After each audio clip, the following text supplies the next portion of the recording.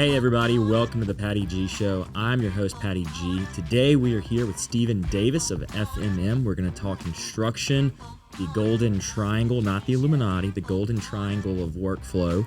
We're going to talk buying businesses, investing in businesses, and ultimately serving the customer in the best possible way.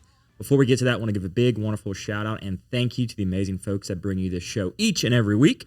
We have Government Taco, Falaya Real Estate, Currency Bank, the bank for business owners, Lake Men's Health Center, Horizon Financial Group, Mercedes-Benz of Baton Rouge, and this week we've got a St. Patty's Day themed outfit brought to you by McClavey Limited. Without further ado, Stephen, welcome to the show. Thanks. Glad to be here. Stephen or Monk, which would you prefer? Honestly, some people don't even know my real name. Okay, so Monk. Got Monk it. is good. Yep, it's good. So, Monk, who are you, man, and what the heck do you do? Yeah, man. Look, Stephen Davis. I'm born and raised in Baton Rouge. I've been living in Denham Springs. I'm a transplant to Livingston Parish for the past 25 years, basically. My business is located there now. We're in the facilities maintenance and construction business. We've got about 140 employees, about 100 vehicles on the road from Florida to all the way to East Texas, and we got a great team, man. A great team of people. I'm also partners in a flooring company called Anytime Flooring, and a very successful company with my partner, Tony Thibodeau there. He runs that business, and I'm partners with him. And so a lot of construction, a lot of floors, a lot of maintenance, a lot of everything to do with fixing buildings, repairing them, renovating them. I love that. How did you get into this? What was pre-FMM, pre-Anytime Flooring? Who was was it Monk at the time, or Stephen? Davis at the time. Yeah, okay. Stephen. I worked at. My family calls me Stevie too, which is Stevie. There's three names. So I started in college. My family is entrepreneurs. My dad was a mechanic growing up. I worked in the mechanic shop with him for a long time. My mom did the books, worked the front desk. Challenging living back then. Mechanics didn't wear rubber gloves. They weren't all clean and proper, and the shops weren't all beautiful. In fact, at one point we had a shop pig, like a little pig that lived in the shop. It ran around. Seriously? Oh yeah.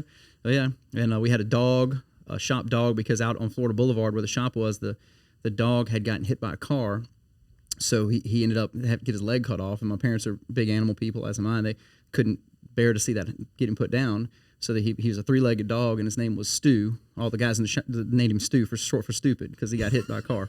And so it was an adventure at the shop forever. I really learned a lot, just working with your hands and learning how to do things that weren't these days very computer related. Everything back then was not computers. It was carburetors, and you spray some carburetor cleaner in there to get the car started. Right. Spark plugs. The big engines. All the excitement, the loud glass packs, and all that. So had a lot of fun doing that growing up until I got old enough to realize that it wasn't as much fun, and it was punishment when I was bad at school. My dad took me out of school actually for a week one time, and made me work at the shop for free, cleaning the floors, the grease. It was. What'd you do? Yeah, man, I went back to school the next week and tried not to get in trouble. No, what'd you do to get in trouble? Or is it it's classified? I was bad growing up. I was bad. And in fact, when it was time for me to go to high school, my mom was like, "Look, we're going to try to get you in Catholic High." My grades weren't that great, and my family has a little legacy at Catholic High. And my uncle Skip Phillips was the managing partner at Taylor Porter, the law firm, for a long time, an esteemed Catholic High alum. Well, I was pretty much a 180 from him at that point in my life. And so she's like, "Look, you're going to go interview and take the test and do all that stuff." And so I did. And she's like, basically, look, it's either Catholic High or LTI, which was the kind of the prison school for young men. And so the day they sent out the letters, I got to my house, and it looked like a hungry dog on the back of a meat truck had opened up that letter. All my aunts, everybody was so worried about Stevie that they had already got to the house and ripped the open letter to see if I got in or not. You got home and there was like a car parking lot just in your house. Like, who is here? Yes, you'd have thought somebody was trying to steal my mail and find some kind of classified document. Yeah, or they're going to have an intervention. Yes. All right, Steve, we brought the whole family together. Yes. And so fortunately, I did get in. I did not want to go to Catholic High. I wanted to go to Bel Air, because that's where I grew up, living in that area. And but fortunately, I did get in, and that was a big life-changing moment for me, meeting people who, quite frankly, weren't like me. I grew up working in a shop. We didn't have a lot of money. And, I met people with wealth and just started, realizing that there was another side of the life if you can kind of do things the right way and build relationships with the right people. So that was big. And then from there, man, I went up to LSU, did a little banking, worked in the bank for a little while as a teller at Hancock Whitney. And then from there, I became a waiter at D'Angelo's, pizza. He was around Baton Rouge forever. And my good friend Ray Mitchell hired me as a waiter. He was the GM. And I didn't know him at the time, but that'll come full circle. He hired me. I started waiting tables. I was killing it. I loved it, interacting with people and, just running and gunning the whole time. I got really good at that and became a manager there alongside Ray, and then eventually was promoted to the franchise trainer. So if you bought a franchise when the D'Angelo's were franchising, you trained with me and one other person. And one of the people that I actually trained was Bob Brunet of Brunet's Cajun Restaurant. He's since closed it, but Bob was going into the business because he had already sort of retired. Well, Donnie Gyro, a friend of mine, and Bobby Waters wanted to open a D'Angelo's really, really bad in Denham Springs. Well, Lewis, the guy who owned the deal, was like, look, I'm not your real estate construction guys. I'm not selling you a franchise unless you have a restaurant guy. Well, they were friends with Bob, and they said, Bob, come on out of retirement, man. We need a restaurant guy. So the whole time I'm training Bob, he's he's like, man, I do not want to do this. I'm just trying to get it open.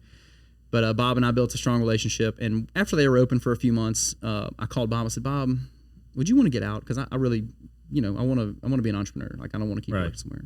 And Bob's like, yes. And that's how Can I pay you to take my shares? Yeah, I mean, they basically were like, look, he's like, come sweat equity it, man, come on. And so I did, and ironically enough, Ray Mitchell, who had hired me, came with me as a partner as well. And so we ended up with the D'Angelo's in Denham Springs. We acquired the one in Prairieville, and we also opened one in Brewley. And then we sold those back to Lewis because he stopped franchising and started getting the restaurants back corporate owned. And so got out of that, and Bobby Waters, my business partner at the time, him and Donnie were like, man, what are you going to do? Well, Lewis wanted to hire me back, and I had enough restaurants. I was getting a little older, and I said, man, I'll come work with you, Bob, and we'll go do construction. I don't know anything about construction. He goes, well, I'll pay you X amount a year, and I don't know what you're going to do, but you work hard, and let's do it. So you just, like, pull construction out of thin air? He was already in the business. Bobby was. So Bobby was in the business. Yeah, he was in the business, and he's like, just come work for me. I don't know what you're going to do, but I know you'll work hard. I like you. I've seen what you've done here. And so just come we'll figure it out. Figure it out. And we sure figured it out right into the gutter. But wait, what happened? Man, we had a construction company. We got rolling, and 2008 happened. The economic crisis, and so we didn't get paid from a lot of people, and we owed a lot of vendors a lot of money, and people owed us a lot of money, but nobody could pay anybody. And so that's the crazy thing about construction that not a lot of people realize is the timeliness of receivables. That's right. And how long they're going to be aging. That's right. I mean, that's for a variety of businesses that deal with larger corporations or larger organizations. We'll give you 30, and we'll give you 60, we'll give you 90 days. That's right. And it's forever waiting, and it's almost impossible to get something like that started when you have such long aging. That's right. No, it is. And it's even scarier in the construction business because we were building stuff for people, and they were getting their funding from the banks. Well, when things dried up, the banks quit giving them their draws because everything got out of whack. The loan to values were out of whack. Everything was out of whack. They weren't going to be able to sell them because interest rates everything was shut down. Yeah. Nobody could buy houses. Nobody could sell. It was just nothing was happening. So the bank quit giving them their money, and they quit paying us. Well, we were always ahead, right? We were ready for the third you were draw. ahead of schedule. Yeah, Gotcha. We're ready for the third draw. We've done the third draw worth of work. We're ready for the payment. Well, 2008 hits, and you're the guy with no chair, because the bank's not paying them, and they're not paying you. So it was very, very stressful. And so we ended up closing that business. I was this close to bankruptcy in 2008, 2009. It was scary. I remember my grandfather went through the 80s, and I remember I didn't know what to do. So I called him, and he came to my office, and I said, Gramps, I said, what, I don't know what I'm going to do. I was almost in tears, and he's sitting on the couch, and he looks at me, he goes, Stevie, well, he called me Bucky. That's his fourth name. Sorry. He said, Bucky, let me tell you something, buddy. He's like, look, he goes, we're gonna do this. When I went through the 80s, I'll give you my three rules. Number one, if somebody calls you, answer the phone, whether the news is good or not. Right. Answer the phone. Number two, if you tell them you're going to pay them something, pay them. Just don't tell them, don't lie, pay them. And the third one, he goes, if you absolutely have to pay somebody and you don't have the money, mail them a check. Don't sign it. It'll buy you an extra week. And it kind of made me laugh. We were sitting there and we had a little chuckle, and that kind of got me out of my funk a little bit. And but I'm very proud to say, man, we worked through it. Me and Bobby split the people that we owed money to, and we went and conquered those vendors, and some of them we conquered together. Some of them were big, and we didn't hide from anybody. We went and met with them, said, look, I owe you, $200,000. Me and Bobby own this piece of property we owe $200 on it. It's worth $400. We'll give you it for what we owe. And a lot of these people were like, man, everybody's hiding from us. You guys are coming to us trying to find solutions to get us paid. And right. And as fate would have it, paid all the banks, paid all the vendors. We did everything that we needed to do to get it right. It took 7 to 10 years. I'll never forget. I wrote the last check to one of these companies, and the guy was like, man, what are you even doing now? And I told him about FMM, and so now we do maintenance work for them constantly, that because they trust us, right? They trust me because of what we went through. So 7 years? Yeah, it took me a long time, man. Yeah, it was tough. I mean, some of these people I would pay $100 a month if I could, and I owe them like $8,000, and then I pay them $1,000 if I got $1,000. It was tough times, but that's what FMM was born out of. Facilities maintenance management is what FMM stands for. And in 2009, I was like, man, what am I going to do? And I said, I want to open a company that's a little more recession-proof, economy-proof, if you will. So I said, maintenance. If we're sitting here talking and your electricity goes out, or if this building, the toilets aren't working, or if the AC is broken, it doesn't matter what the economy's like. You're going to fix it. Right. So I said, I want to do that because I knew a lot of people in construction who were great with a lot of different things, but they didn't have jobs anymore. And so I said, I'm going to go do that. And so 2010 came along, and I was looking for some money because I was broke. And I said, you know what? I started searching through my little list of debts that I had, and I had one $50,000 line of credit that had zero balance. It was an unsecured line. I was like, man, I forgot about that, because back before they were giving out lines of credit, unsecured, like no big deal, man. It was a very loose banking system. And so I said, man. So my banker, I knew if I went in there, he knew what was going on. I knew he would be like, dude, no, like that's not supposed to be open. So I went. It's not supposed to be. Yeah, he's like, we should have closed that, but we didn't. So it's a paperwork. While you're here, the contract's drawn. I just need you to sign. Close Please, this line. Monk, just sign the piece of paper. Close it. So he says, I go to a different branch. I knew where my banker was. Right, he was at the branch downtown. So I went to the branch on Highland Road of this bank because nobody knew me, and I went and I hit the line of credit and I got a cashier's check because I had my ID. I didn't do anything wrong, It was like my line of credit. The very next day, the banker calls me. He's like, Monk. I was like, hey man, what's up? The guy's name was Maurice, and we called him Mo Money. Mo Money. But then he became No Mo Money. No right? Mo Money. So he says, Monk. He goes, I see you hit that line of credit. I said, yeah. He goes, well, we forgot that was out there, but what are you doing with the money? I'm opening a new company, a maintenance company. He's like, well, how are you going to pay us back? I said, I got a year to figure that out. I don't know, because it matured, a little under a year. I was like, oh, and he's like, bro, come on. And I'm like, I had $5,000 left in my name, and that $50,000, so $55,000. That's how to your I name. started. Yeah, $55,000. I opened up the company, hired a couple of people, hired a really great tech, hired a girl named Shelly who's still with me to this day, first person I ever hired. We didn't know what the hell we were doing, and as fate would have it, we all just worked hard, kept hiring great people, and then FMM, became what it is today. Did you pay off the line of credit? Oh yeah, absolutely. And they closed it immediately on a payment. I'm sure. All right, it's over, done. Yep. Thanks for shopping. Yeah, we appreciate your business ish. I mean, how do you miss that? Yeah, I don't know. It was definitely, I think because there was so much bad stuff going on. It was a zero balance line. I guess they weren't caring. It was just open, like it was a line of credit. Like I could have went and got $1,000 off of it, right? And it still would have alerted them. But I'm like, I'm going big. If I'm going in, did you almost feel like you were robbed? Like, was it a little bit of like a robbing a bank feeling? Well, kind of. It was two things. It was like I'm robbing the bank, but I can survive for a little longer. Yeah. And now like $50,000. You got something to get your feet off the ground. Exactly. Gosh. And we got it off the ground. And man, our goal the first year I think was $400,000. We want to do $400,000 in revenue. I think we did a little over for the first year. I think we did like $1 million. It just took off. Okay. And so we've had a revenue increase, every year that we've been in business since then. And 2023, I think we ended up around $48 million in revenue total for FMM. So that's incredible. Yeah, which I don't mind sharing that. I mean, we do the business report stuff and then we do the, it's all going to be public knowledge, and the Inc. 5000, which we've been on for like 8 years straight. I think the fastest growing companies in America.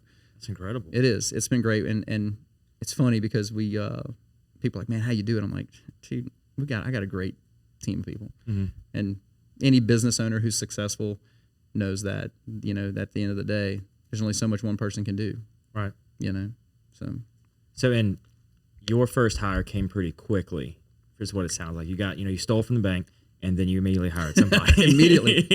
The irony is I owned a house that didn't know what I was going to do with, and so I had to get a renter. And so her husband moved here to work for ServPro. They came from Mississippi, and she didn't have a job. And so my real estate agent who leased the house said, "Hey, I have this lady who needs a job," and I'm like, "Bring her in."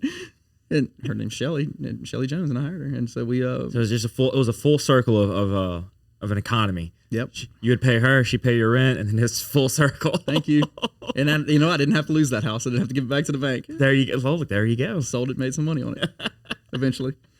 So in those early days, going through, I mean, at that point you had some experience both being in restaurant, construction. Were you actually going out on the jobs and like being hands-on, or what was your initial role with FMM? Yeah, man. So my initial role was really business development and finding good quality people. So Brian Weaver was one of the first. He was the first tech we hired, and Shelly was the first office person we hired. And so I got started with those two people. Shelly ended up. I didn't know what she was going to be, but she ended up being great, man, and she still is. She's worked her way up in our company. Like I said, she's the first person we hired, still with us today, which is amazing. And so Brian was a high caliber guy who had his own tools, his own truck. So I went out immediately, started to rustle up business, to talk to people. It was 7 days a week, like whatever it took. I had to go get business. I had to drive revenue. So that was my main goal. Quite frankly, I worked on cars and did a lot of that kind of stuff, so I could be handy, but that wasn't my highest and best use. I knew that if I was on a truck trying to learn these trades like these guys knew them and getting on my tools, there was only so much we could do without somebody going out and building the relationships and building the business. And so that was my main focus. And then fortunately, like I said, I was able to get, Brian on board initially, and then Shelly, and then it is sort of, you hire great people and then they know great people. And it got to the point where we had a really good staff, and we were able to actually perform, $1 million something in work in the first year, which was awesome. And so my dad has an industrial plumbing company, so I'm familiar with getting into plants and how tricky that is. Mm-hmm. Did you have a sector where you knew you were going to have an ease of entry and to start work, or were you just kind of calling anybody and everybody Like where do you look for that first customer? Sure. That's a great question. So when you're out there and you're just trying to harvest some crops, right? You're out there just planting seeds, and if they grow, meeting people. One of the first big clients we had was MMO, Medical Management Options, and I met a lady named Chris Nichols. She recently passed away, and her son Rob Miller he was running all their hospitals and stuff. And so just through those relationships, she said, "Man, we have our own maintenance people on staff, but they don't really do a great job." So that was really the first in that I had.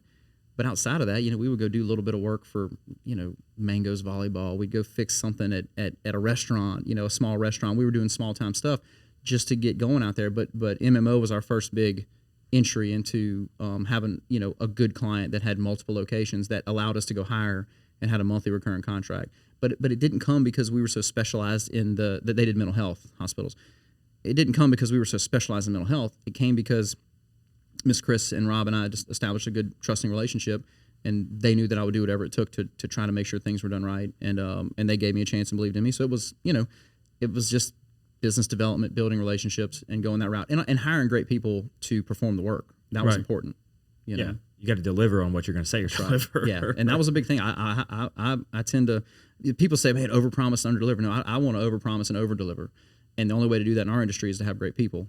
And fortunately, I had Shelly, I had Brian, and other technicians that we had brought on board, under him that he would train and work with and manage. And so that's how it kind of took off. I love it. So the 50,000 was a good gateway, but were you ever worried that you weren't going to be able to pay it back? There's been a few times where in the history of the company, or early on like that, because it was an interest-only line of credit, the money was minimal. Interest only? Yeah, interest only line of credit. Yeah, so it was minimal, So Man. I just paying interest every month. So I wasn't as worried about that because I knew when it came up, it was unsecured. They just had my personal guarantee, which at the time, you had $5,000 to your name, Yeah, exactly. What are they going to do? Like, okay, come take my pants. I don't know. What am I, my shirt? What are you going to do? I don't have nothing. And so the bank worked with me because they saw that the business actually was generating some revenue and was paying in a timely manner. So I wasn't worried necessarily about paying that back. But as the business grew, I grew it really, really quickly. And that was scary because I didn't have the capital behind me to do that. And you can grow yourself out of business from a cash flow standpoint. Right, a cash flow standpoint, and also from a work order versus manpower standpoint for y'all. Exactly. If you have the hospital putting in 100 work orders within a given month or whatever, I don't know what the numbers are, but if they're putting in an absurd amount of work orders and you don't have the staff. Exactly. I mean, did you ever get to that point where you were understaffed? We did. We got to a point where we had a lot of work coming in, but fortunately at the time, see, the economic situation was such that we were able to go get people pretty quick, because back then it was the polar opposite of what we have going on now. It's hard to find good people, right? Everybody is looking for people. Right. I saw a sign at a fast food restaurant somewhere I was at over the weekend. It said, "We are now hiring just like everyone else." That's what it said on their billboard. Seriously. They didn't even try to hide it. They're just like, now hiring great employees just like everyone else. And so, but back then the economy was trying to recover, because I opened in 2010, and that was kind of the beginning of the recovery. So for the first 2-3 years, there was always people out there that were looking for good jobs that were in that industry.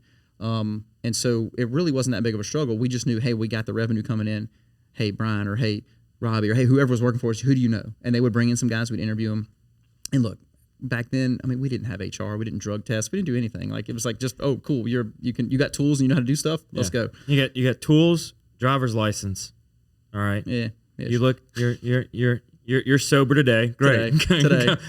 Come to work tomorrow. Thank you. And keep being sober. Yes. And so that was the beginning of it. It was, and so that wasn't a challenge back then. It was more the cash flow and the managing of capital, because like MMO was a big company back then, and they, look, their cash flow, same as ours. They're waiting on Medicare payments and all that stuff. Well, their cash flow was, like I said, it was tough, just bigger numbers, And so we would wait on them, and they would pay us. And eventually I was able to get a line of credit against my receivables. And once you get that kind of stuff in place, that's what really allows you to have some growth. But I just couldn't stop, man. I couldn't stop. We grew so fast. I mean, it was crazy. So cash flow has always been our issue up until the past few years, where, it's finally caught up. You know what I mean? The cash flow has caught up with the business, because we've changed a lot of our strategies and procedures, collections, deposits. We get down on jobs, we do things of that nature. And also we expanded into doing, construction work, which wasn't in the initial plan, but we do quite a bit of that now as well. Well, yeah. I mean, initially doing like the repairs and maintenance, that's not as much of a big upfront bill, right? If you're going in and you're changing out a handful of light bulbs, that's all you got. But if you're going in like initially for construction, you're buying all the lumber, the materials. You have a big material bill that hits you right in the beginning before you even start. Whereas the maintenance, it sounds like it's almost a lot lower product costs, and now it's just the actual labor costs that you work with. Yeah, I equate it to sort of like, if you go to Taco Bell to get something to eat, it's a you can get $10, you can get a great meal. Well, it's different from Ruth's Chris, you know what I mean? And so Ruth's Chris, you're going to pay $150, $200 a person.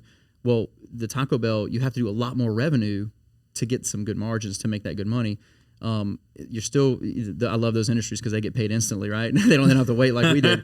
But when you start doing the bigger stuff, your bills for filet mignons are a lot bigger than for, tortillas.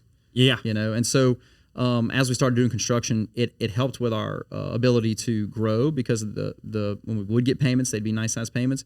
But also it challenged us from a cash flow perspective all the way up the ladder until we were able to get big enough to demand, the deposits and to demand certain payment terms.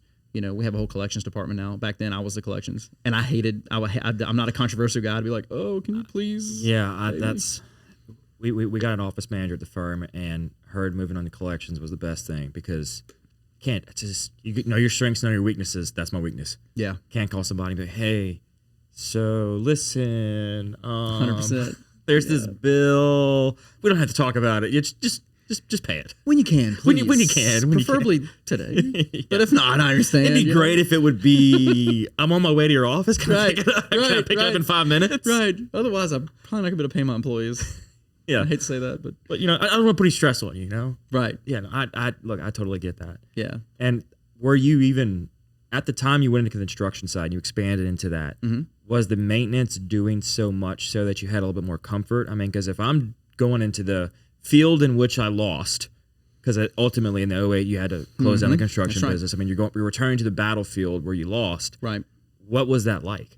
Man, that's actually a great question. So we went into that with a different perspective. So what we did when my previous company had to be closed, we were doing a lot of spec building for other people and some for ourselves. So we would go build commercial buildings from the ground up, houses from the ground up.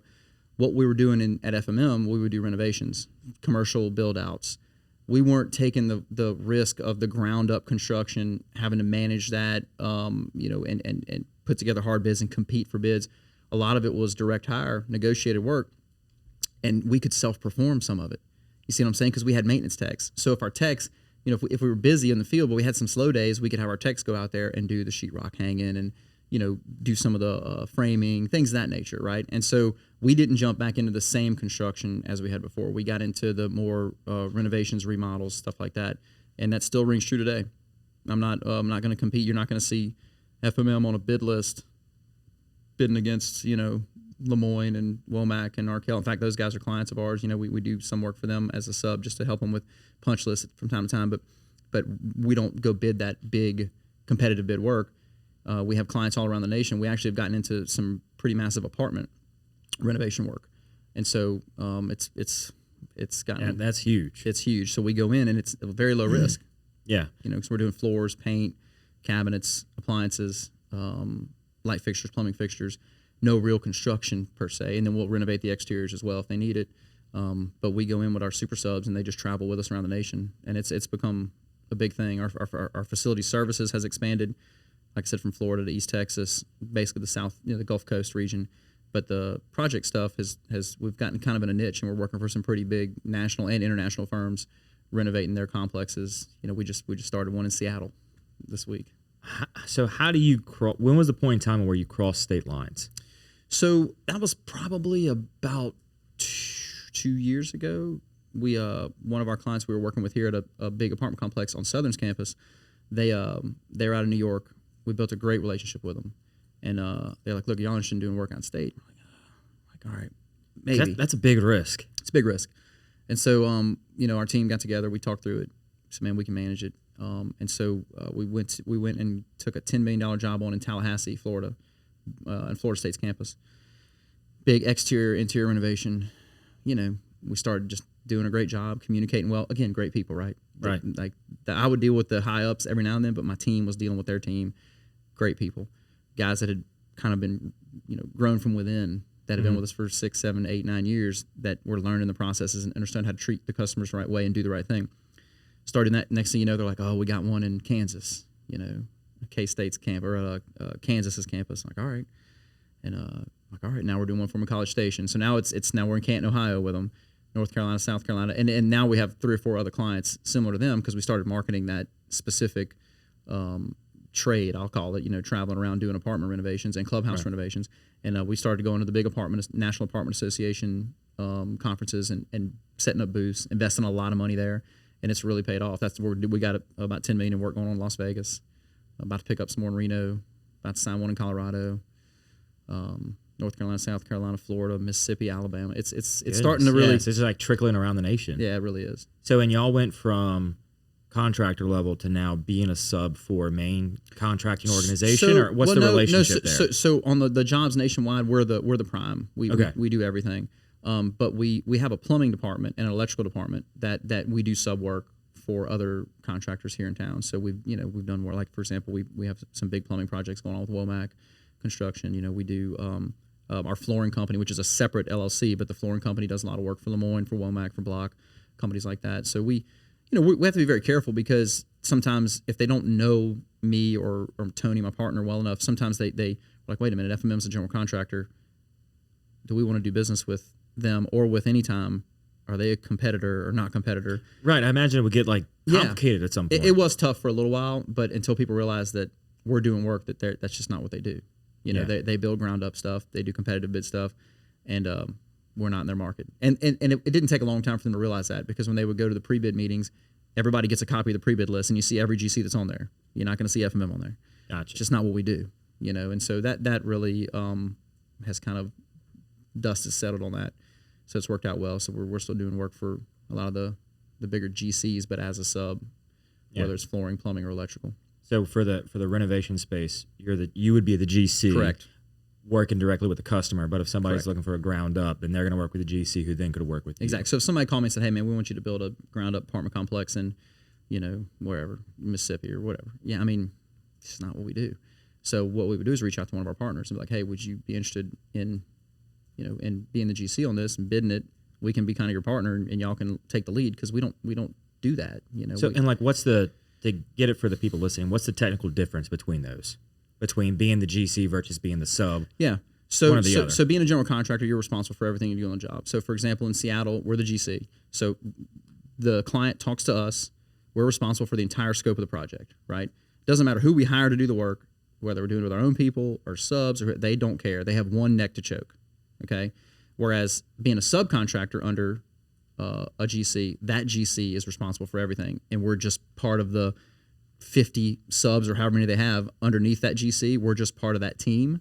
But at the end of the day, we have no direct contact with the owner unless the GC requests us to be there for a meeting.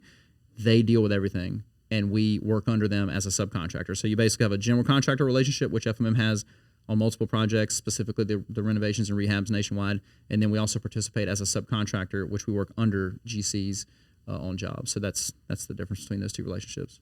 Gotcha. And I guess, it makes sense. If somebody's doing a rehab or a refurbish, they've probably already got the funding like on lock.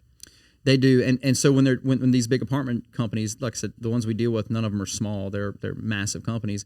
Going back to my old days of being broke and not having cash flow, we demand a pretty significant 30% upfront deposit before we will swing one hammer, which is a big change from the way I used to do it. I used to want to get so much revenue, right? Then like, all right, we'll get started. I know you're going to pay me, right? And that got me in trouble, Yeah. And so with these new contractors, we have these new clients, we have these relationships where we're like, look, we're ready to get started. Here's our deposit, and it ranges anywhere from 20 to 40%. It depends on if it's an existing customer, I'm sure, versus a new customer. Exactly. Yeah. Some of these new customers come out. We're like, look, this is going to be our deposit amount. Most of the time though, we have the institutional knowledge, we have the branding, we have the we're a known entity now, right? They can look at us and see in the market what we've done, call other people. Oh yeah, we've worked with them. They're good. And so they know, look, if you want to work with us, that's great, but we're not going to expose ourselves right out of the gate to financial destruction because you say you're good for it. And was that like almost a founding principle when you went and opened FMM, was to not repeat that mistake? It was until I realized that I was small and a nothing burger, and I pretty much had to go get business, and that was not going to be the easy way to get it. So it was like, I'm not going to get in that position again. Well, yeah. Customers are like, "Who are you?" Like, I'm not giving you a deposit. You're going to disappear. Like, no, I promise I won't. I only owe $50,000. I only owe an unsecured $50,000 line of credit. What could go wrong? So that's how it all kind of got rolling. But then as we got bigger, it's like any other business. You start getting bigger, and you're able to leverage your abilities, and so that's what we did. And it was it's good now because the customers understand. Look, these guys are legit. They're going to do a good job, And some of it too, we have the bond jobs now as well. So that's a whole nother level that a lot of people in construction don't have to do. But so what is that? So there's bonding companies. Basically, what they do is it's almost like a bank. It's not a bank loan, but the bonding company comes in and says, so for example, we have a $10 million job. We got to get a $10 million bond. Well, the bonding company says, okay, we're going to put the bond up. And what that means is that if we don't pay our subcontractors, like if we get paid from the client and we don't pay our subcontractors and we leave the job and something goes wrong, the bonding company will step in and clear up the liens and pay the bills and make sure everything's fine for the customer. So it's a protection for the customer that we provide. Well, not all companies can get bonding. You have to have a good balance sheet. I know you know about balance sheets. Yep. You got to have a strong balance sheet. Well, I didn't have the strongest balance sheet for quite some time. And so it became a real important deal for us to get our balance sheet strong enough to get the bonding. So we did, and now that's allowed us to go and compete in markets that smaller companies can't. FMM 5 years ago can't go get a $10 million bond, right? And so now we're starting to grow, and now you're getting into these markets where you're financially strong enough to be able to produce the bond, produce the work, produce the subcontractors, and demand the deposit. And it's funny how it works. When you're small, you want to do a good job and you're going to go kill it. Give me the deposit. You're too small. We don't know who you are. Yeah, so you just start and we'll get to you. And you're like, okay, you take that risk. And as you start turning that corner, they're like, these guys are legit. They're going to do a great job. They have pricing. Their pricing's in line. They have the management. Their owner communicates. He knows what's going on. His team knows what's going on. They can bond the job. Clearly, their balance sheet's good enough to get bonding for $10 million. Got it. Deposit. We got $1.3 million wired last week for Seattle. When did you reach that level? I'm embarrassed to say about 12 months ago. No, I'm not gonna sit here and lie to you, man. Look, but hey, that's if anybody's taking anything for the first part of the show is that you're open, you're honest, and you're going to come forward with whatever you can. Sure, man. So and being that the 12 months ago, like that's just that plays right into who you are as a leader, who you are as a manager. Is look, we're not going to BS you anyway. Right. And so so 12 months ago was the turning point. Yeah, pretty much. I mean, we had to figure out how to get bonding, and I mean, I had to go to my bonding agent, and her name's Fiona, and she's at Brunson Bonding, and she's like, I don't know how we're gonna get this done. I'm like, well, let's figure it out. We grinded through it, and we got it done. Once you get the first one done, and they trust you a little bit, and that was a small one, it was $3-4 million. Then $5 million, $7 million. And it just, but you got to make sure you keep that balance sheet growing because you can only fake it till you make it for so long. Well, and especially with something like that. So from the cash flow side of things, what people may not realize whenever they get into the business, depending on how they arrange it, when they get time to taxes, right? Mm-hmm. So if you're working off an accrual basis and you have all these outstanding ARs, right, you've already recognized that revenue. That's right. And if that folds over into the end of the year, no matter how much cash you got, the revenue you reported, you got to pay taxes on. That's right. Whether you got the cash or not. And so some businesses, especially construction companies, absolutely, will have to get loans from a bank to pay their tax bill. Yes. We call that phantom income. Yeah. Phantom income. It's just you're paying taxes on income that's not in your pocket. It's not in your bank account. So how did y'all get through that initially? Well, fortunately, I also do a lot of real estate investing outside of FMM. So my CPA Chip Chesney, he's been a friend and my CPA for 20 years now, and he helps me navigate those waters. Now, I mean, I'll never forget. It must have been 5 years ago. I went and met with him. He's like, all right, Monk. He's like, here's your tax bill. $50,000. I was like, what? I don't have $50,000. He's like, they'll let you pay over time. They charge you a lot of interest. And I'm like, pay over time. I mean, I'll never forget that. My first tax bill. He's like, he looked at me, he goes, Monk, you're starting to get real. And I'm like, I'm not sure I want to be real, man. It's a different type of conversation. It is. When people go from, I got a great refund, right. And they're like, wait. And they start seeing it shrink over time. And then it goes the other way. 100%. And they're like, whoa, hang on. Why are we going the other way? That's right. It's totally different. And I've had customers that I've been with them long enough, or clients that I've been with long enough to see that cycle. Sure. And now they're on the other end and they're like, all right, man, what can I do to get this tax bill lower? Right. How can I get this bill lower? And I'm like, at the end of the day, I'm like, you got to spend the money.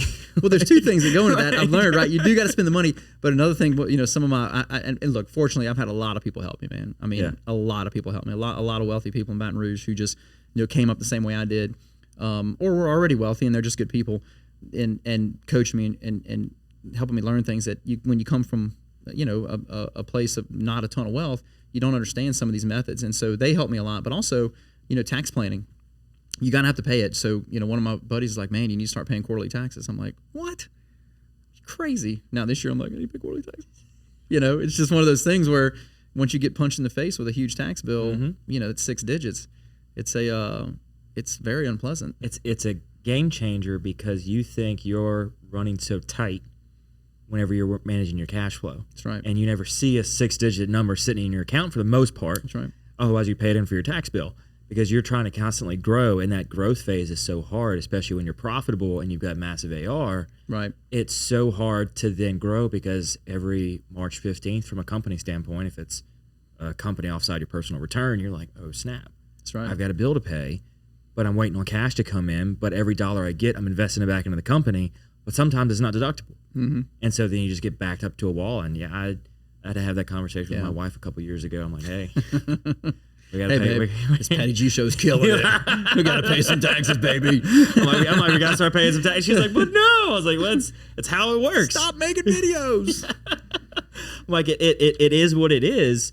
But in those early days, you may not think you're crushing it because you're just constantly behind on those bills if you don't manage your cash flow well. That's right. And so getting to the point where the deposits are in play. I mean, now now you walk in and say, okay, we can do this, 30% down, and we'll start tomorrow. That's right. We literally got a text earlier from one of my lead guys. He's like, hey, man, we got this client. He's a great client. We call him Stevie J.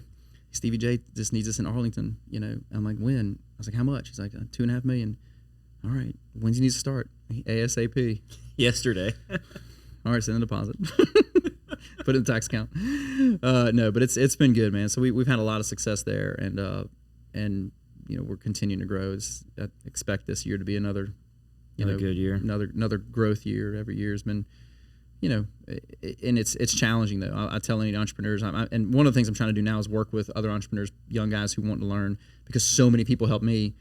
I have a duty, obligation, and responsibility to help other people. And that's the way I look at it. So I have guys that I work with now, whether they work at my company or if I'm partners, like my friend Tony Thibodeau, who runs Anytime Flooring. I've been partners with him for, I guess, 8 years now. We bought into the company, and he's he sent me a screenshot the other day, which was pretty cool. It was his notes from the first month that we became partners. And Tony's a flooring guy by trade. Like, he was on his hands and knees, install. And he knows, he knows the business from the ground up. And so our goal was, first year was $400,000, man, like $400,000. And he sent me a screenshot of the notes. It says Monk's meeting, whatever the date was 8 years ago. Goal number one: how are we going to get to $400,000 in revenue? Which was really cool, because we did $13 million last year in revenue. We've been partners for 8 years, so we've had that much growth. And so that's exciting, because Tony and I have worked together, and I've mentored him, and we've become friends, and it's very fulfilling to do that, to be able to pay it forward, right? Because I had people like Donnie Gyro and Bobby Waters, and Paul Voorhees, Lawrence Maestri, my real estate guys, like a lot of those guys have been mentors to me, and like, why are you doing that? Why wouldn't you do this? Or, hey, have you ever thought about this? And they'd bring me opportunities, and I would do work for them. They would give me the opportunity to work for them. And it's been really good. And so, a big part of the fulfillment here is to be able to pay that forward to other entrepreneurs, because there's so much that they don't know. You know what I mean? Like the stuff we're talking about right now, it's Greek to most guys who are starting a business. Right. Phantom income. What is that? I'm like, oh, wait, that's a scary dude, bro. Well, it's not the scary dude. The scary dude is the person behind the mask, the little the 3-digit organization that comes behind the mask and with a little handout. Hey, where's Papa's share? It's like Beetlejuice. Don't say it, man. Don't say it. So within FMM, you've got a couple different divisions of what y'all do, but with Anytime Flooring, it's a separate LLC. It is. Let's walk through that. How that deal got set up, and then ultimately what led to that structure, as opposed to your normal just spread out within one organization. Yeah. So Tony had started Anytime, and he had another partner at the time, and that guy was a builder, and he really wanted to kind of move on and do the building thing. And FMM was young. I guess at the time we were a 4-year-old company, 5-year-old company, and we used Anytime to do flooring at our projects. And I had met with Tony, on the job, because at the time I was very active in the field. And so Tony was like, partners thinking about getting out. I don't know what he's going to do. We ended up coming up with a deal to get him out for a small amount of money. We paid him a note over, 2 years or something. So we got his partner out. We did the note, and two reasons why I did that deal. One was because they already serviced us as a vendor. So if we had a good vendor who I knew that we could go to use on our projects as we grew, that company also could grow. You know what I mean? And then two, I like Tony. We got along good. We both have learned a lot and grown a lot since then, but he was a good dude, and he worked hard like I do. A lot of people underestimate that. Man, how do I get, man, yeah, 7 days a week, 24 hours a day. That's what it takes. You just got to roll, Yeah. And he had that mindset as well, and was willing to put in the effort and time. So we started going, and he was like, man, am I going to be under FMM? I said, you know what? Let's keep this as a separate tax ID. It's a separate business. Let it stand on its own, because I didn't want him to get wrapped under the FMM umbrella, and then we're FMM, maintenance, construction, and floors. It's like, it's kind of weird.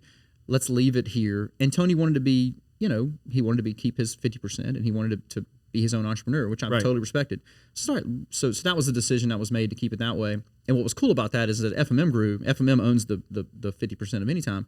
So as FMM grew, we were able to provide benefits to the smaller Anytime in the form of 401k, really good health insurance for its employees. So as a smaller company, even though we owned and controlled the company from a 50% standpoint, we were able to let them participate in all the benefits. Right. Enterprise leasing for the vehicles, for example. It's no personal guarantee. It's corporate guarantee only. The FMM has 100 trucks. Well, hey, this is our sister company. They need vehicles. Normally you can't do that for a company that needs 5 trucks, but they were able to fall under our account. So there was a lot of benefits that came from us doing that with Tony. But most importantly, I think Tony wanted to stand on his own to some degree and have his own brand and his own recognition. And I think that was the right decision from that standpoint, because now he's CEO of that company. He runs it efficiently. The customers love him. We do a lot of work for Lemoyne, like I said, Lemoyne, Womack, Block, Arkell, all the GCs. We bid all of them. But Tony's really built a great reputation trusting relationship with a lot of the key people, because just like at FMM, we want to do the right thing. You know, if something's messed up, like it's easy to point fingers and you know, pitch a fit of, oh, it's him or this or that. We want to work to figure out a solution. And if we mess it up, guess what we're going to do? I mean, I think we had something we messed up last year. It was a $35,000 mess up. Yeah. It's us. We did it. Yeah. We'll take care of it. You know what I mean? And that's the mindset, right? If we mess it up, we're going to fix it. We're not going to hide from it. We're not going to run from it. We're going to hit it head on and do the right thing. And that has built some very strong relationships. Yeah. And it's powerful as an entrepreneur to know if you're trying to take your company to the next level for any time situation where they're trying to figure out a way to grow and not be under FMM, because then it's just, like you said, then it's just another service that FMM provides, but being able to stand alone and service customers outside of FMM and continue to grow, a lot of owners are kind of hesitant to give up any equity. That's right. They're like, no, it's mine. I'll just continue to do working for you and we'll do this and that. But what it's allowed are all those benefits you just described. Exactly. And you have to, as an owner, really evaluate where do you want to go in the company, what direction you want to take. That's right. 50% of a whole lot is better than 100% of nothing. That's right. You know? That's right. No, 100%. And I agree with that. And it's hard for, and you know, I'll use Tony as an example. It's hard for a guy who's been working on his hands and knees, installing floors, growing his business. It's hard for them to take a step back and go, I'm not giving up 50% of this. Yeah. But 50% of nothing's nothing. Yeah. You know what I mean? 100% of nothing's nothing. It's one of those things where we were able to, it took a lot of trust.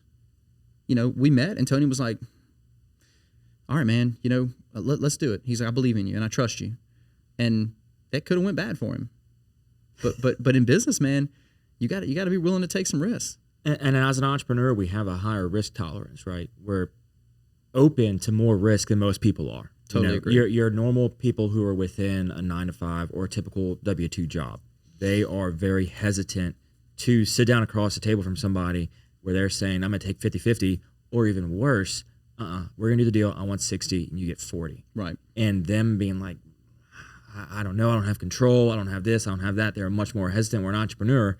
They're going to look at a whole bunch of different circumstances and realize, no, this is a deal that has to happen if I want to push forward with what I've got. That's right. And so I have to be okay with that. That's right. Because at the end of the day, I'm still able to do what I want, stay on my own, and push this business forward so long as I actually consult with somebody in the paperwork side of things, the legal side of things, and make sure that I'm protected. Yeah. And entrepreneurs at the end of the day sometimes have to just accept for a lesser share of the company for the greater purpose of what they can build. That's right. No, you're 100% right on that. And it's the big challenge there is for the guy, because see they don't really have that option. When somebody like Tony starts his company and he's growing it and working, it's hard for you because all your family members, anybody who has a job and they're just doing the normal day-to-day grind, they don't. Why would you give up 50%? They just no one sees or understands the metrics of what you just said.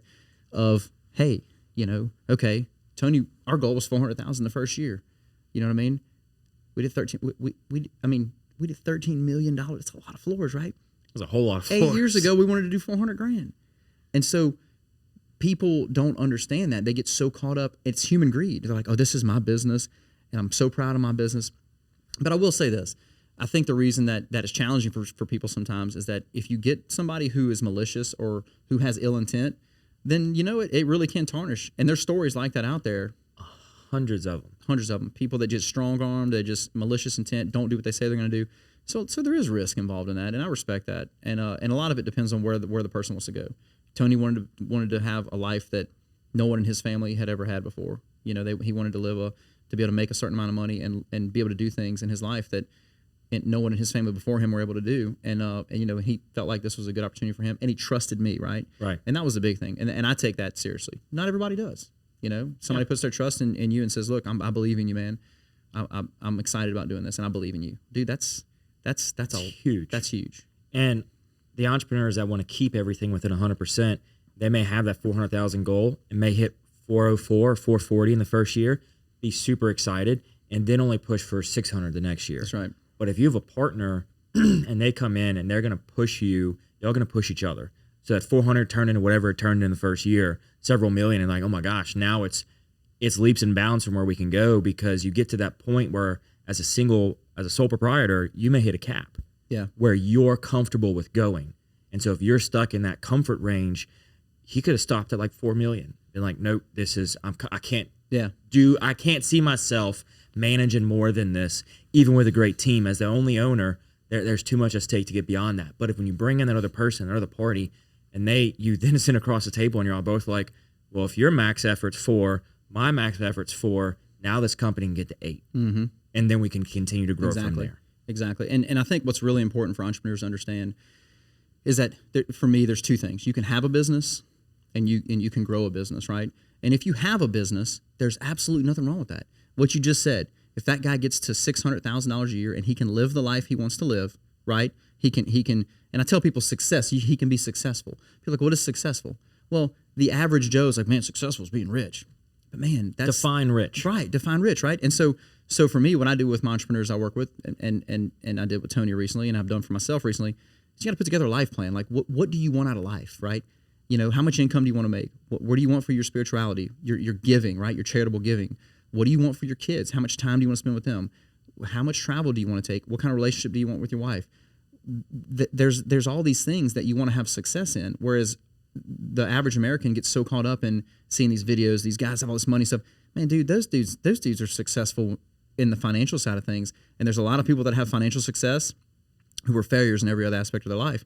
And if you don't find that balance, right, you'll be miserable. You'll look back and you're 75, 80 years old and you'll be rich and be like, God, I was not successful. As it turns out, I was a failure. So having a business to get to live the life you want to live is great. And growing a business to live the life you want to live is great. They're 2 separate things, and there's nothing wrong with either one of them. But I always encourage entrepreneurs to learn, where do you want to be. Like Tony, we had that meeting recently. Tony has given me what he wants to make a year. He's given me what he wants to do a year with his kids and trips he wants to take. He's given me a lot of objectives personally, charitable giving, things he wants to do. And so that's really good. We went through that process, and it's taken about 6 months.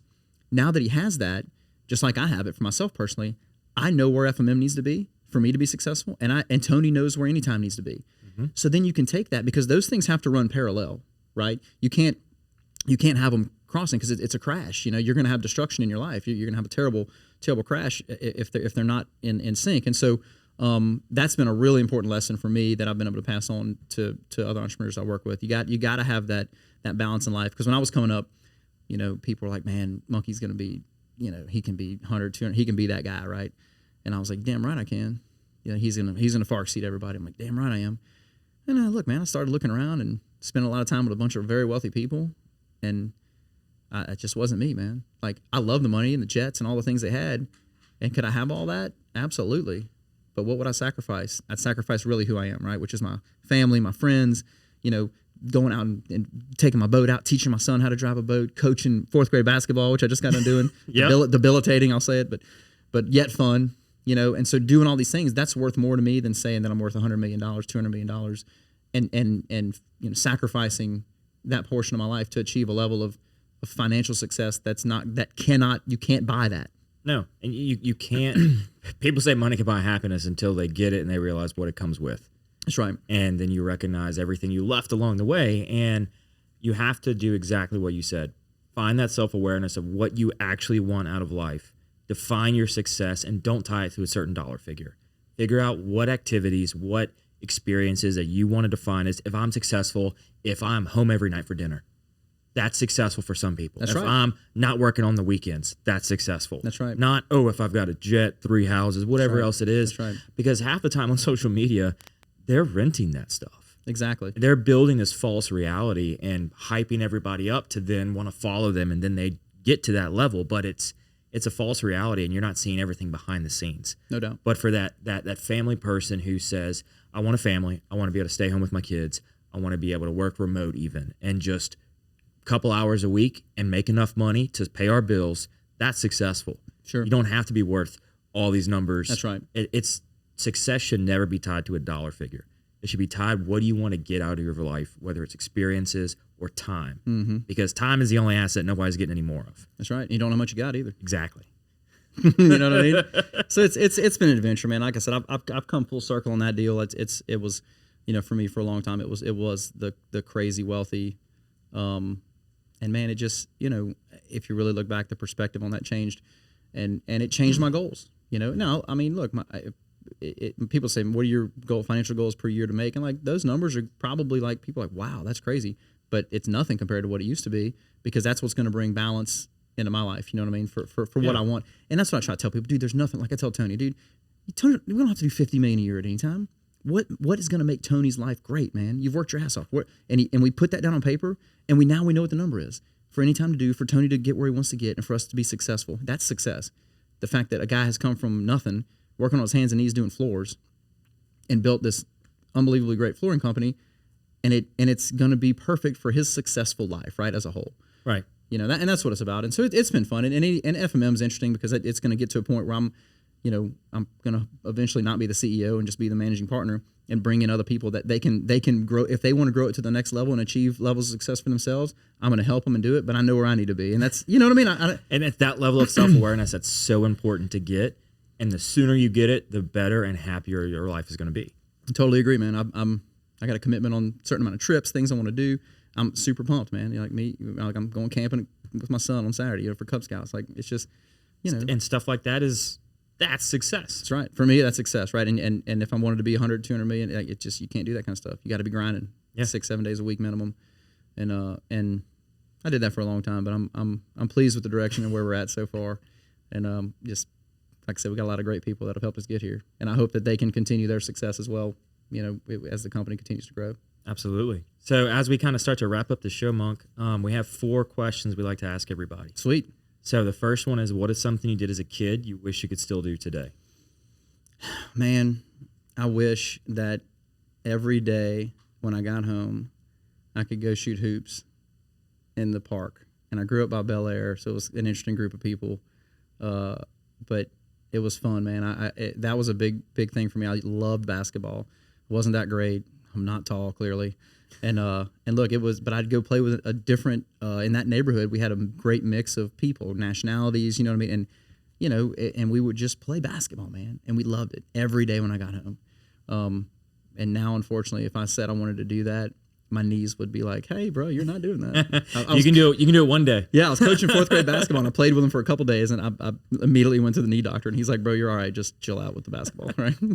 It's 4th graders. Their bones are still flimsy. Oh man, like we stretch, and they're like, "Are we done stretching?" I'm like, "No, I'm not done. Wait." You're sitting there, Coach, are we stretching for you or us? Yeah, they're not smart enough to know that yet, but it was 100% for me and my other coach, Simon Fair. Simon and I coached with Ashley Fair, his wife. The 3 of us coached, and me and Simon 100% were coaching. We're stretching for ourselves. I get that. So what are 3 lessons you've learned along your way? So I would say that one thing is to get where you want to get with success.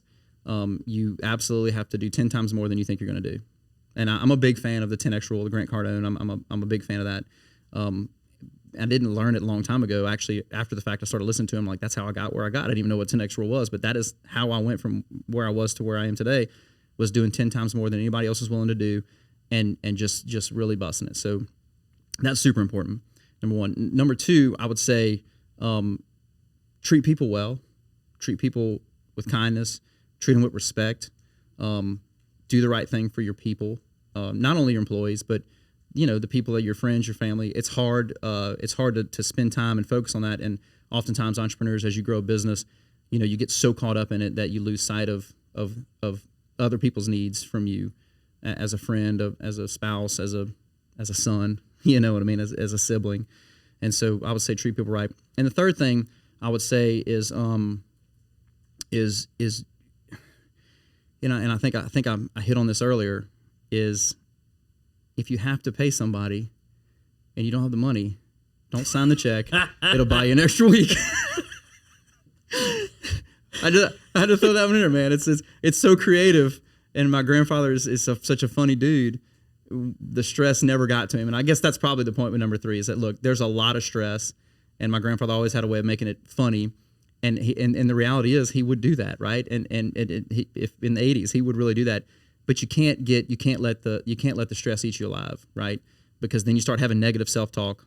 And so look, man, like I tell my basketball team, our 2 rules, and I'm getting off a little bit on you here, but go ahead. But the 2 rules we had, and were number 1, have fun every day. We're gonna have fun, and the second rule was we're gonna get better every day, every practice, every game we get better. Those 2 rules. So at the end of the season, I brought it full circle with them. Look, guys, we had fun. Oh, yeah, coach. We got better. Man, we were way better at the end of the year than we were beginning. I said, this isn't just basketball. Take those 2 lessons and live your life that way. That's pretty deep for a 4th grader. It was. I was a little bit teary-eyed when I was telling them, and I think some of them really got it. And the other 2 coaches were like, damn, that's pretty cool. And then I think they enjoyed it because we did some of that during the year. Because we were doing like, all right, guys, great season, Coach, are you going to coach us again next year? I'm like, I don't know. No, man, you got to come back, Coach. And I was like, man, it made me feel good. I was like, awesome. So hopefully I'm able to do that again. That's awesome, man. So what is something you love about Baton Rouge? Man, I think you probably get this answer a lot. I love LSU football and tailgating and going out there and having fun. I'm able to, because you're able to bring people from other places, out of state, whether it's customers. Last year we brought a client from Texas to the Alabama game. Okay, him and his wife, and so they came to our suite, right? And they're not LSU fans. And the guy, I had some other employees up in the suite with us for that game. Because, nobody knew. I don't think everybody was like, oh, LSU's going to win. Hopefully it's a good game. So the guy's leaving. And I'm not going to name who he is or who he works for, because when he was leaving, he's like, man, him and his wife, he's like, man, thank you. If y'all ever looking for people in Texas, please call me, because I want to be around people like y'all. Seriously, he's like, this was so much fun, and you got some good people. Now, we do a lot of work for him, so I don't know that I'm going to go that route, but or the company he works for. But yeah, that's always a special thing for me about Baton Rouge, is bringing people to tailgate. People who don't get to do that often, they're amazed at how fun the people are, how nice everybody is, and then the environment in the stadium with a big game. Look, I had 2 guests come on that were from LA. Mm-hmm. And we were talking about things to do in Baton Rouge, and we brought up the topic of football, LSU football, and tailgating. And they're like, oh, we've never been tailgating before. I'm like, you got to go. And they said, well, we don't know anybody. Nobody's ever invited us. It doesn't matter. I said, just go out there, and you can bring an ice chest if you want, and just walk up to people's tailgates that look friendly. Sure. Which is going to be 95% of them. That's the right. 5% of the college kids on the parade grounds don't go there. I said, walk around that, and you can find as many people as you want. There's some tailgates, they say, yeah, $20, you do whatever you want. Or some are just like, nah, come on in. It's all good. That's right. You can go and find people and make friends. That's LSU's culture. That's the tailgating culture. And they looked at me like, that's crazy. That's crazy. It is so foreign to them. That's unheard of. They're like, that really, I'm like, it really happens. Humans are really that friendly? Yeah, I'm like, wear LSU gear and everybody's friends. That's right.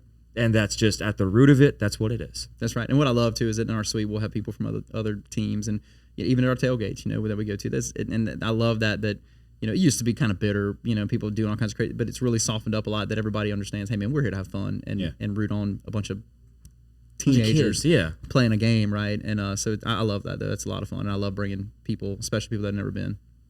Oh yeah. So for the final question, what can I do to help you? Ooh, man. I'm not too good at repairs and maintenance, so don't ask me for that. Well, I do know one thing you're good at, so you might be able to help me with some financial planning on the accounting side. So, man, look, I tell you, help spread the word of what I just talked about with other entrepreneurs. Specifically the part about paying it forward, because if you're an entrepreneur who has a successful business and you have a big team of people helped you, like you had, whether it was employees that you hired that were just way better than you thought, who were going to help you and give you feedback that you needed to hear, whether it's mentors you worked with who gave you feedback that was difficult to hear and for them to give, whether it's the guy who wrote the check. At one point, FMM was almost out of business and wrote a $250,000 check on a Sunday evening, kept me in business, paid him back 30 days later, gave me a hug, said a prayer, and said, I believe in you.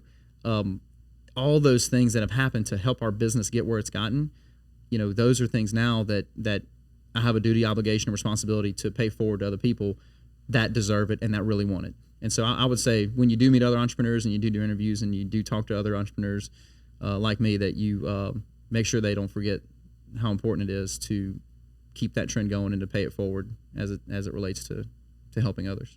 You bet, man. That I will do my best. Awesome. So thank you for coming on the show, man. I really appreciate it. I appreciate you having me, man. I'm glad we're able to pivot around the 4th grade coaching and make this thing happen, man. Yeah, that's not as successful as my business, I'll say it.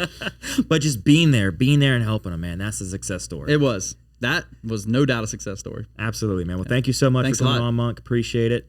And thank you, everybody else, whether you're watching the show or you're listening to us. I know that the guests are appreciative of your time and taking the effort and day out of your agenda to listen to them and listen to their stories. So thank y'all so much. If you know anybody else that make a great guest, reach out to us on the show, whether through the website or our social media, and just let us know.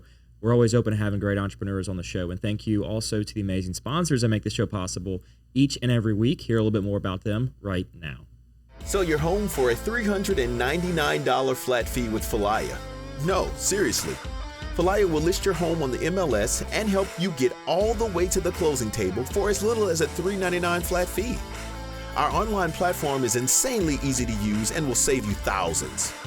If you're thinking about selling your home in 2022 and want to keep more of your hard-earned equity in your pocket, you need to check out Falaya. Falaya, real estate reimagined. Thank you all so very much for listening to this episode of the Patty G Show, brought to you by Government Taco. They're located on the corner of Government Street and Jefferson Highway. Jay is always slinging up a new taco of the month, so if you're a frequenter to Government Taco, let us know in the comments what you thought about this month's taco of the month. If you're not a frequenter, maybe trying out this month's taco might just convert you. Big thanks over to them at Government Taco for making the Patty G Show possible. Imagine taxiing on a plane looking toward the end of the runway. It seems so far away, it's even hard to see it. And that's what the concept of retirement probably felt like when you were in your 20s, 30s, and 40s, way far in the distance, not visible or even a concern. But as you turn 50, something happens. Retirement suddenly seems like something real, something not too far away. In your 50s, you are rolling down the runway. Retirement is getting closer and closer, faster and faster, weeks and months zipping by. But are you even ready for a successful takeoff to retirement? Fear not, there's still runway left. But the time is now. Time to make progress and time to get a plan. The Runway Decade will help you get organized, get energized, and give you the direction you need to take off to your desired retirement. The Runway Decade, building a pre-retirement flight plan in your 50s. Thank you to Mercedes-Benz of Baton Rouge for making this show possible. Nick Pintus is a past guest. We love having him on. Listening to him talk about the culture they have over at Mercedes-Benz of Baton Rouge is really an incredible thing to hear. How they treat not only their employees, but every customer that walks through the door. You are more than just a number to them. They're going to give you that white glove concierge service every step of the way. They're going to make you feel like family and take what can be a stressful time in people's life, shopping for a car. They're going to make it so enjoyable and so pleasurable. You're going to want to go back there time and time again for every new vehicle. Thank you so very much for Mercedes-Benz of making this show possible. Thank you to our wonderful sponsor, Lake Men's Health Center with Our Lady of the Lake Physicians Group. Guys, I know it's tough to get out and go to the doctor. I know it's challenging to find time in our busy days, but I promise you, signing up to be a part of this group with Dr. Curtis Chastain and Dr. Tyler Boudreau, you won't regret it for several reasons, but most of those being the fact of the time it saves, where you're able to get in on the same day, get that appointment done, and spend that time you need to talk with them about what your health goals and concerns are, as well as ensuring that the financial investments you have, you will be able to live out and see those come to fruition. So if you're an investing guy, you know all about and planning for the future and investing in the future. There's no other more important thing to invest in than your health. Make sure you go check them out, Our Lady of the Lake Physicians Group Men's Health Center, and tell them Patty G sent you. McClavy's Limited, a proud sponsor of the Patty G Show, has been serving the Baton Rouge area proudly for 40-plus years. Gentlemen and ladies, if you're shopping for your man, there is no other place in the Baton Rouge area to get your clothing, whether it's game day needs, everyday needs, business attire, formal attire, whatever you want. Go over there, see Frank and Ashley. It's a father-daughter duo. They do incredible things in their store. They will outfit you from as simply a shirt that you need for one evening or all the way to a full wardrobe overhaul. They're going to take care of you every step of the way, and be sure and let them know that Patty G Show sent you. Thank you so very much to Currency Bank, a proud sponsor of the Patty G Show. If you're looking for a business bank that fosters on three core values, relationships, service, and technology, Currency Bank is the place for you. They pride themselves on convenient, accessible, and secure online banking resources where you can manage your account balances, initiate transfers, enroll with e-statements, and more via their online portal. Between the relationships, the service, and the technology, They are going to be that partner with your business every step of the way, regardless of what you need. Currency Bank is the bank for business owners. Simple man, don't want a complication. Complication.